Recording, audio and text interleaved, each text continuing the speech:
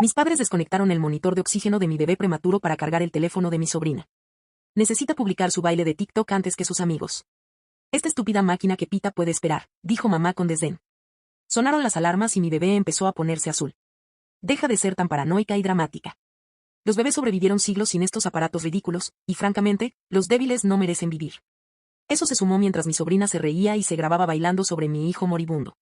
Cuando intenté volver a enchufar el monitor, mi hermana me agarró la mano y me susurró, no te atrevas a arruinarle el momento, esa cosa se quedará desenchufada hasta que termine. No discutí. No grité. Simplemente llamé al 911 en silencio y grabé toda su reacción insensible mientras mi bebé luchaba por vivir. Tiemblo mientras escribo esto. Han pasado casi 2 años desde ese día, y todavía no puedo creer lo que mi propia familia le hizo a mi hija. Pero necesito contar esta historia porque pasó después. Bueno, digamos que el karma tocó a la puerta, y yo estaba más que feliz de abrir. Me llamo Beatrice y tengo 28 años. Tuve a mi hija Fern a las 32 semanas, nació prematura debido a complicaciones con mi embarazo. Tras pasar 2 meses en la UCI, por fin pudimos traerla a casa, pero necesitaba un oxímetro de pulso y un monitor de apnea debido a sus pulmones poco desarrollados y al riesgo de interrupciones respiratorias. El doctor fue muy claro, este equipo era tecnología vital que monitoreaba sus niveles de oxígeno y patrones respiratorios, y Fern no podía estar sin él más que unos minutos seguidos. Mi familia siempre lo había sido. Difícil. Mis padres, Doris y Eugene, eran narcisistas y preferían a mi hermana mayor, Jessica, antes que a mí. Jessica tenía una hija de 16 años llamada Chloe, que era su nieta predilecta.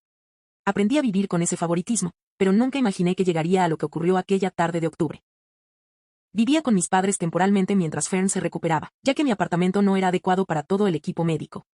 Ese martes por la tarde de octubre, estaba en la cocina preparando la medicación de Fern cuando oí la alarma del oxímetro de pulso sonar desde la sala. El sonido me decía que tenía hielo en las venas, lo había oído antes durante falsas alarmas, pero esto era diferente. Esto era urgente. Corrí a la sala y encontré a mi madre, Doris, desenchufando el monitor de Fern de la pared. Fern estaba en su cuna, y pude ver cómo su pequeño labio empezaba a ponerse azul a medida que los oxímetros de pulso mostraban que sus niveles de oxígeno estaban bajando. Mamá, ¿qué haces? Grité, lanzándome hacia el enchufe. Chloe necesita cargar su teléfono, dijo Doris con naturalidad, entregándole el cable a mi sobrina. Tiene que publicar su baile de TikTok antes que sus amigas, esta estúpida máquina de bebé puede esperar. Los dirigí con horror. Chloe estaba grabando su teléfono, completamente ajena a que mi hija respiraba con dificultad a pocos metros de ella. Las alarmas del monitor sonaban a todo volumen, indicando que la saturación de oxígeno de Fern era peligrosamente baja, pero lo trataban como ruido de fondo. ¿Estás loca? Volví a intentar el enchufe, pero mi hermana Jessica me agarró la muñeca. No te atrevas a arruinarle el momento, siseó Jessica. Esa cosa se quedará desconectada hasta que termine. Mi padre, Eugene, entró en ese momento y observó la escena. En lugar de mostrar preocupación por su nieta, me miró con los ojos en blanco. Deja de ser tan paranoica y dramática, dijo, acomodándose en su sillón reclinable. Mi bebé sobrevivió siglos sin estos aparatos ridículos, y francamente, los débiles no merecen vivir. Sentí como si me hubieran dado un puñetazo en el estómago. Mi propio padre acababa de decir que mi bebé prematura no merecía vivir mientras se ponía literalmente azul delante de él, con sus niveles de oxígeno cayendo a niveles peligrosos. Chloe se rió y empezó a grabarse bailando. Su teléfono ya estaba cargado y enchufado al enchufe donde había estado el equipo salvavidas de Fern. Bailaba a la moda, completamente ajena a que literalmente estaba bailando sobre mi hijo moribundo. Fue entonces cuando algo dentro de mí estalló, no de rabia, sino de una claridad fría y calculada. Me di cuenta de que discutir con esa gente sería una pérdida de tiempo precioso. En cambio, saqué mi teléfono sin hacer ruido y empecé a grabar varios clips cortos. Grabé a Doris descartando el monitor por su estúpido pitido, grabé a Eugene diciendo que los bebés débiles no merecen vivir, grabé a Jessica impidiéndome físicamente volver a enchufar el monitor, y grabé a Chloe bailando mientras los niveles de oxígeno de Fern caían peligrosamente. Entonces llamé al 911. 911, ¿cuál es su emergencia? Le desconectaron el oxímetro de pulso y el monitor de apnea a mi bebé prematura de 3 meses, y sus niveles de oxígeno están bajando.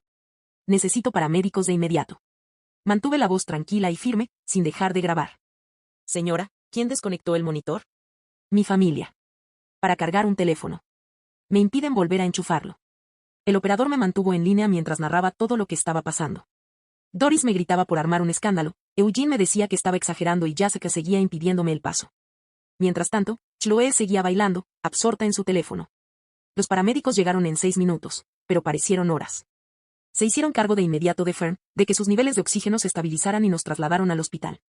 Fern estaba bien, gracias a Dios, pero tuvo que pasar la noche en observación debido al episodio de desaturación de oxígeno.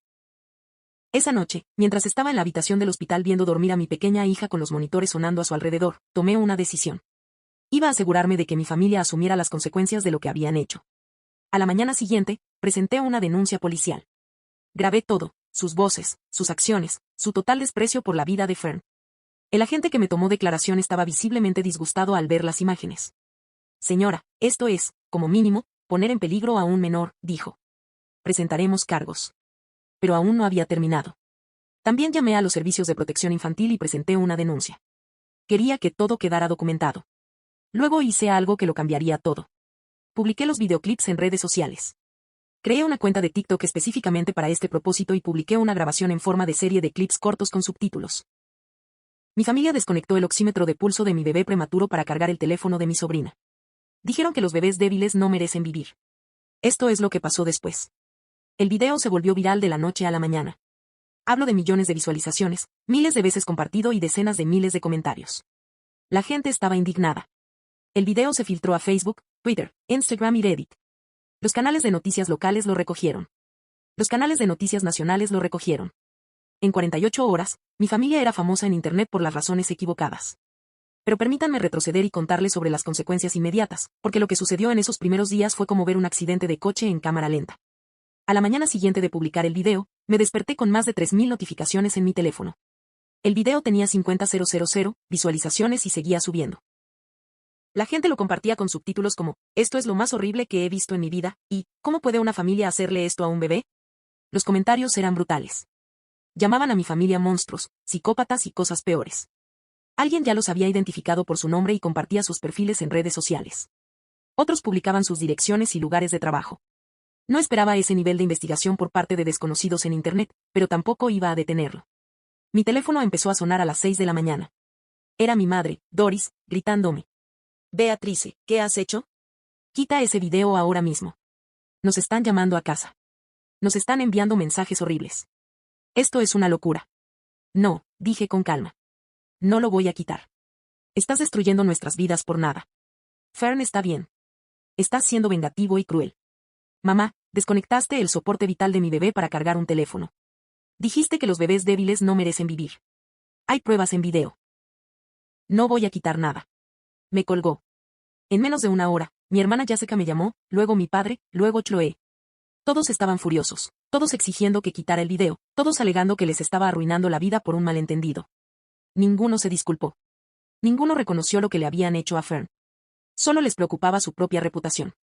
A mediodía, el video tenía 200.000 visualizaciones. Las cadenas de noticias locales me llamaban para entrevistas. Acepté hablar con Channel 7 News, en parte porque quería contar mi versión de los hechos y en parte porque quería asegurarme de que esto recibiera la mayor atención posible. La reportera, Jennifer Walsh, era madre, y pude ver el horror en sus ojos mientras veía el video. Beatrice, esto es difícil de ver, dijo durante nuestra entrevista. ¿Puedes decirme qué te pasó por la cabeza cuando viste a tu familia desconectar el monitor de tu hija? Estaba aterrorizada, dije. Fern nació a las 32 semanas. Sus pulmones aún no están completamente desarrollados. Ese monitor no es solo una precaución, la mantiene con vida. Cuando vi que sus labios se ponían morados y escuché las alarmas, pensé que la iba a perder. ¿Y la reacción de tu familia? Me dijeron que estaba siendo una dramatista. Mi padre decía que los bebés débiles no merecen vivir. Me impidieron físicamente volver a conectar el monitor para que mi sobrina pudiera terminar su baile de TikTok. Ahí empezó la verdadera investigación. Los usuarios de Internet comenzaron a indagar en los antecedentes de mi familia con la determinación de investigadores profesionales. Encontraron el perfil de LinkedIn de Eugene, la página de Facebook de Doris, la información sobre la licencia de enfermería de Jessica y la cuenta de Instagram de Chloe. Encontraron sus direcciones, números de teléfono, empleadores, amigos y vecinos. Alguien creó un hilo de Reddit llamado La familia del bebé en peligro en TikTok, que se convirtió en un punto de encuentro para compartir información. La gente publicaba capturas de pantalla de sus publicaciones en redes sociales, fotos de su casa, información sobre sus trabajos y detalles de sus vidas que yo desconocía. El hilo tuvo miles de comentarios, todos expresando indignación y disgusto. La gente compartía sus propias historias de bebés prematuros, de lucha por la vida de sus hijos, de la importancia del equipo médico. Hablaban de cómo el video los había hecho llorar, de cómo no podían imaginarse tratando así a sus propios nietos. Pero lo más doloroso fue que empezaron a encontrar publicaciones y comentarios antiguos de mis familiares que demostraban que no se trataba de un incidente aislado. Alguien encontró un comentario de Doris en Facebook de hace 2 años donde se quejaba de todos estos padres sobreprotectores y sus ridículas obsesiones con la seguridad. Le escribieron: los niños de hoy en día están tan mimados. Criamos a nuestros hijos sin sillas de coche, sin cascos, sin todos estos aparatos ridículos, y salieron bien. Encontraron publicaciones de Jessica quejándose de las madres dramáticas en su trabajo de enfermería, burlándose de los padres que hacían demasiadas preguntas sobre el cuidado de sus hijos.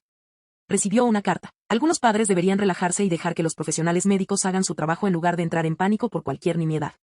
Lo más dañino de todo fue que encontraron la cuenta de TikTok de Chloe, llena de videos de ella bailando en lugares inapropiados durante un funeral en un hospital mientras visitaba a un familiar enfermo en un servicio conmemorativo. El patrón era claro, carecía de sentido del comportamiento apropiado y de respeto por las situaciones serias. Los detectives de Internet recopilaron todo esto para crear una imagen completa de una familia que siempre había sido insensible y egocéntrica. El video donde pusieron en peligro a Fern fue un lapsus momentáneo, pero era coherente con su carácter. Al tercer día, el video ya tenía 5 millones de visualizaciones y había aparecido en los noticieros nacionales. Good Morning America dedicó un segmento al respecto. The View lo comentó. Ellen DeGeneres lo mencionó en su monólogo. Estaba por todas partes. Fue entonces cuando las consecuencias empezaron a caer como una avalancha. La primera ficha de dominó cayó cuando alguien reconoció a Eugene en su trabajo en el banco. Un cliente había visto el video y pidió hablar con un gerente inmediatamente al verlo. Dijeron que no se sentían cómodos trabajando en un banco donde alguien pondría en peligro a un bebé. El cliente lo publicó en redes sociales, etiquetó al banco y preguntó si apoyaban a empleados que eran niños en riesgo. Al principio, el banco intentó manejarlo discretamente. Llamaron a Eugene a una reunión y le pidieron que explicara su versión de los hechos. Pero no había forma de justificar el video. Su propia voz se oía claramente diciendo que los bebés débiles no merecen vivir. Su rostro era claramente visible mientras ignoraba las alarmas y apoyaba la desconexión del monitor. La oficina corporativa del banco intervino. Revisaron el video, consultaron con su equipo legal y tomaron una decisión. Eugene fue despedido esa misma tarde por conducta, comportamiento inapropiado como empleado y acciones que perjudican los valores de la institución. El banco emitió un comunicado público: no toleramos que se ponga en peligro a menores bajo ninguna circunstancia. Las acciones que se muestran en el video viral contradicen los valores y estándares éticos de nuestra empresa. El empleado en cuestión ha sido despedido con efecto inmediato. Eugene estaba devastado. Había trabajado en ese banco durante 15 años, ascendiendo de cajero a gerente de sucursal, y ahora su carrera había terminado. Intentó criticar su cultura de cancelación y su mentalidad de masas, pero el daño ya estaba hecho. Su caída vino después. Los padres del distrito escolar vieron el video y quedaron horrorizados de que alguien que pondría en peligro a un bebé estuviera trabajando cerca de sus hijos. Iniciaron una petición para que la eliminaran de la lista de maestras sustitutas, y reunieron más de 2.000 firmas en 24 horas. La junta escolar celebró una reunión de emergencia. Vieron el video, leyeron la petición y tomaron una decisión unánime. A Doris se le prohibió el acceso a todas las instalaciones del distrito escolar y se la eliminó permanentemente de la lista de maestros sustitutos. El superintendente emitió un comunicado: la seguridad y el bienestar de nuestros estudiantes son nuestra máxima prioridad. El comportamiento mostrado en el video viral demuestra una falta de criterio y de atención hacia las personas vulnerables, lo cual es incompatible con nuestra misión educativa. Doris fue humillada. Había sido maestra sustituta durante 8 años y le encantaba trabajar con niños. Ahora la habían expulsado de todas las escuelas del distrito y su reputación estaba destruida. La destrucción profesional de Jessica fue la más completa. La Junta Estatal de Enfermería recibió cientos de quejas sobre su conducta. Sus colegas enfermeras estaban indignadas de que alguien de su profesión impidiera la atención médica de un bebé. Los pacientes de su hospital solicitaban enfermeras diferentes al reconocer su nombre. El hospital donde trabajaba recibía llamadas y correos electrónicos de personas que exigían su despido. La página de Facebook del hospital se llenó de comentarios sobre Jessica y la gente amenazaba con boicotear el centro si seguía empleada. Pero la investigación de la Junta de Enfermería fue la consecuencia más grave. Iniciaron una revisión formal de su licencia para examinar si sus acciones violaban el Código de Ética de Enfermería. El video la mostraba claramente impidiendo físicamente la atención médica a un paciente vulnerable, una clara violación de sus deberes profesionales. El hospital estaba ansioso por la decisión de la Junta de Enfermería. Suspendieron a Jessica a la espera de la investigación, lo que prácticamente puso fin a su carrera mientras se llevaba a cabo la revisión. Mientras tanto, el acoso a mi familia se intensificaba. Llamaban a su casa a todas horas, dejando mensajes de voz con amenazas e insultos. Sus redes sociales se inundaron de mensajes de indignación.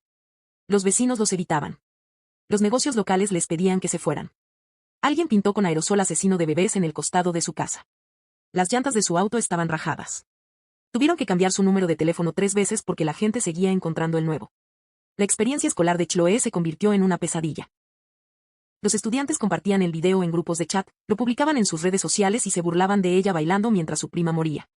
Pasó de ser la chica más popular de la escuela a ser completamente excluida. Sus antiguos amigos empezaron a publicar en redes sociales que nunca les había caído bien y que siempre supieron que era egoísta. Compartían viejas historias sobre las veces que Chloe había sido insensible o egocéntrica, pintando una imagen de alguien que siempre había sido problemática. La escuela tuvo que intervenir porque el acoso estaba afectando el entorno educativo. Llamaron a Chloe a la oficina del consejero académico y le sugirieron que quizá le resultara más cómodo terminar sus estudios en línea o cambiarse de universidad. Sus posibilidades de entrar a la universidad se estaban desvaneciendo. Los responsables de admisión buscaban en Google los nombres de los solicitantes y el nombre de Chloe quedó vinculado permanentemente al video. Varias escuelas la habían estado reclutando para sus programas de danza discretamente, a través de sus ofertas. Su novio, Tyler, la dejó por mensaje de texto. Sus padres vieron el video y le prohibieron salir con ella. Escribió, no puedo estar con alguien que baila mientras el bebé se muere. Es horrible. El impacto se extendió al resto de mi familia. Mis tíos recibían llamadas de periodistas pidiéndoles que comentaran sobre el video. Vecinos y compañeros de trabajo se acercaban a ellos para preguntarles si eran parientes de las personas del video. La mayoría de mi familia quedó horrorizada por lo que vio.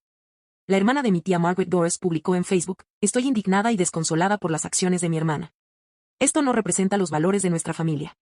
Mi más sentido pésame a Beatrice y a la empresa. Mi tío David, hermano de Eugene, fue más directo.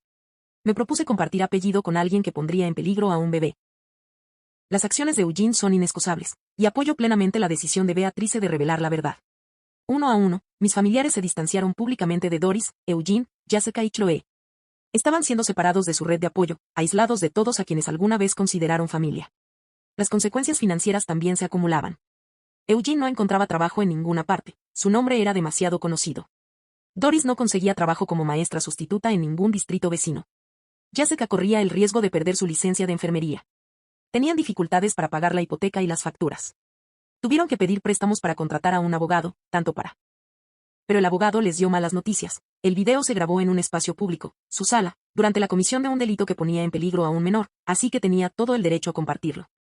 Su abogado le sugirió que intentaran mejorar su imagen apareciendo en los medios, pero cada entrevista que concedían empeoraba las cosas. Daban la impresión de ser narcisistas, ingenuos y completamente inseguros.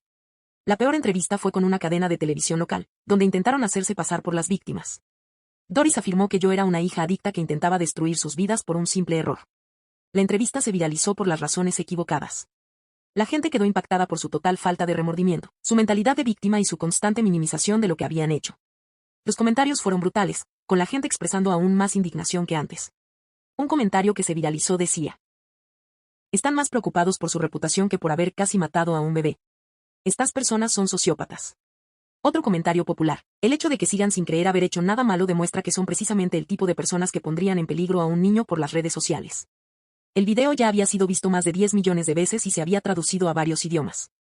Se usaba en clases de psicología como ejemplo de comportamiento narcisista, en cursos de ética médica como ejemplo de interferencia familiar en la atención médica, y en programas de alfabetización en redes sociales como ejemplo de cómo la validación en línea puede anular la decencia humana básica. Fern y yo nos habíamos alojado en un hotel desde el incidente, pero las facturas médicas se acumulaban y necesitaba encontrar una solución más permanente. Fue entonces cuando sucedió algo inesperado, la gente empezó a donar dinero para ayudarnos. Alguien había creado una página de GoFundMe para los gastos médicos de Fern, y las donaciones llegaban a raudales desde todo el mundo. La gente enviaba dinero, artículos para bebés, juguetes y cartas de apoyo. La página recaudó más de $100,000 en la primera semana.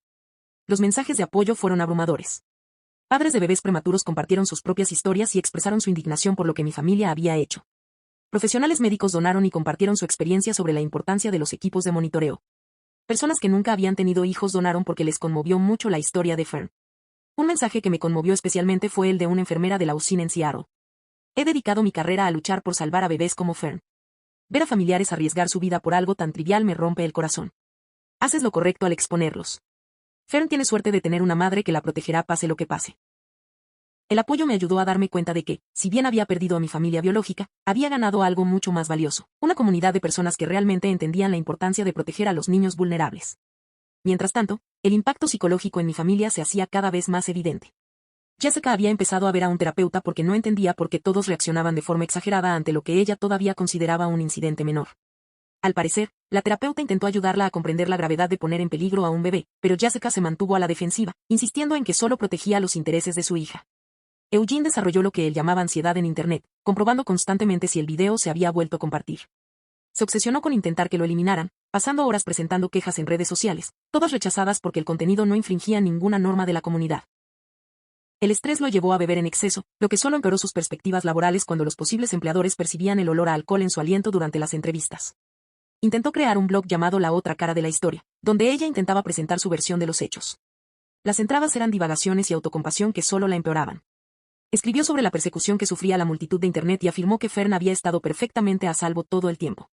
Las pocas personas que encontraron su blog dejaron comentarios mordaces, y finalmente lo cerró después de que alguien compartiera capturas de pantalla en Reddit, lo que generó aún más atención negativa. La salud mental de Chloe se deterioró significativamente. Veía a un consejero escolar 2 veces por semana y le habían recetado ansiolíticos. Sus notas se desplomaron, pasando de sobresalientes a reprobables, y perdió su puesto en el equipo de baile. Lo más devastador para una adolescente que había vivido para la validación en redes sociales fue que prácticamente le prohibieron tener presencia en línea.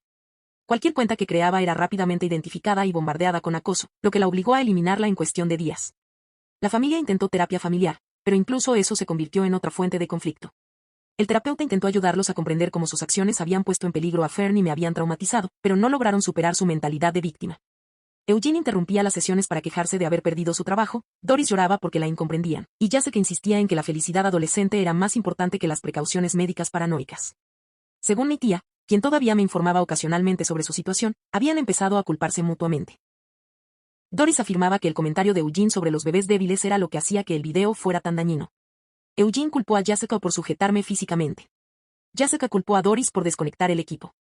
Chloe los culpó a todos por arruinarle la vida por un video estúpido. Las consecuencias fueron rápidas y despiadadas. Mi padre, Eugene, trabajaba como gerente en un banco local. Para el jueves por la mañana, su jefe había visto el video. Lo despidieron de inmediato por conducta inapropiada y de turbidez moral. El banco emitió un comunicado indicando que no podían contratar a alguien que ponía en peligro a niños y hacía declaraciones tan crueles sobre bebés vulnerables.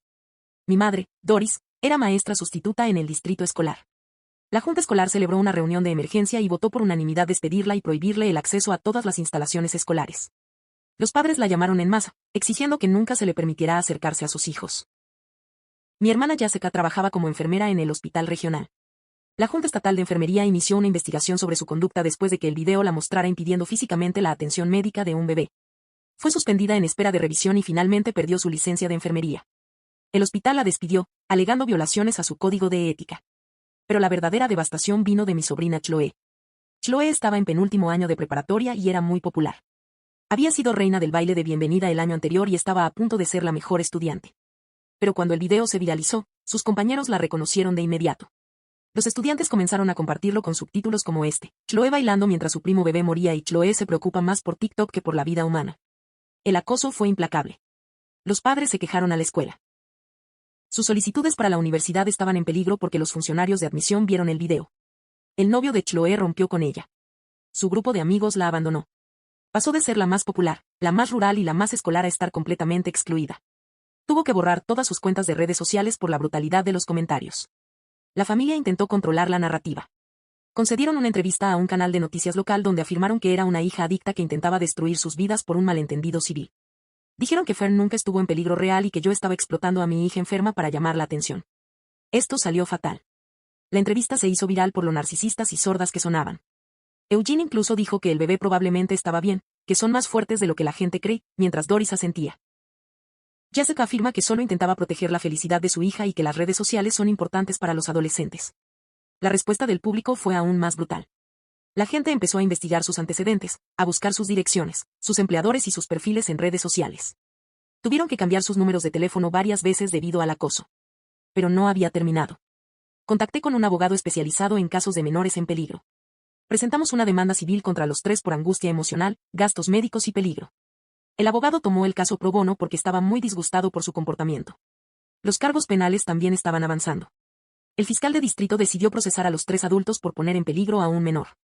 Eugene enfrentaba cargos adicionales por sus comentarios sobre bebés débiles que no merecían vivir, lo cual, según el fiscal, demostraba intención de causar daño. El juicio se fijó para el otoño siguiente, pero para entonces, mi familia ya lo había perdido todo. Eugene no encontraba trabajo en ninguna parte. Su historia era el primer resultado al buscar su nombre en Google. Tuvo que mudarse con su anciana madre porque ya no podían pagar la hipoteca. Doris trabajaba en una gasolinera por el salario mínimo, el único lugar que la contrataba. Tenía que usar sombrero y gafas de sol para que no la reconocieran. Jessica trabajaba en un centro de llamadas con su apellido de soltera, pero ni siquiera eso duró mucho una vez que sus compañeros descubrieron quién era. ¿Y Chloe? Tuvo que cambiarse de universidad debido a la gravedad del acoso. Sus perspectivas universitarias se arruinaron.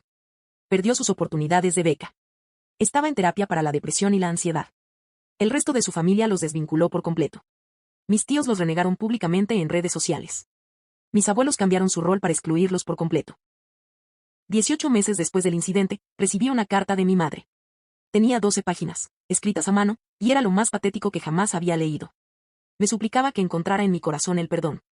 Afirmaba que eran buenas personas que cometieron un terrible error. Dijo que el castigo no se correspondía con el delito de destruir vidas inocentes. La carta estaba llena de excusas. Dijo que ese día estaba estresada. Dijo que no entendía la gravedad del monitor. Dijo que Chloe era solo una niña que cometió un error. Pero luego, en el último párrafo, escribió algo que me llenó de ira. Amamos a Fern y te amamos a ti. Esperamos que algún día te des cuenta de que la familia es más importante que tu necesidad de venganza. ¿La familia es más importante que la venganza? Estas personas literalmente pusieron en peligro la vida de mi bebé por un video de TikTok, y aún así se creían víctimas. Le respondí. En una frase, tomaste tu decisión al elegir un cargador de teléfono por encima de la vida de mi hija. El juicio tuvo lugar en octubre, casi exactamente un año después del incidente. Testifiqué sobre lo ocurrido ese día, y el jurado vio los videos que grabé. La defensa intentó argumentar que Fern nunca estuvo en peligro real y que las acciones de mi familia fueron desafortunadas, pero no maliciosas. El jurado deliberó menos de 2 horas. Eugene fue declarado culpable de poner en peligro a un menor y condenado a 6 meses de cárcel, 3 años de libertad condicional y 200 horas de servicio comunitario en un hospital infantil. El juez declaró que sus comentarios sobre bebés débiles que no merecen vivir demostraban una cruel indiferencia por la vida humana que no se puede tolerar. Doris fue declarada culpable de poner en peligro a un menor y condenada a 4 meses de cárcel, 2 años de libertad condicional y clases obligatorias de crianza. El juez señaló que, como es profesora, debería haberlo sabido. Jessica fue declarada culpable de poner en peligro a un menor e interferir con la atención médica. Fue condenada a 8 meses de cárcel, 3 años de libertad condicional y a la pérdida permanente de su licencia de enfermería. El juez declaró que sus acciones fueron particularmente atroces dados sus antecedentes médicos.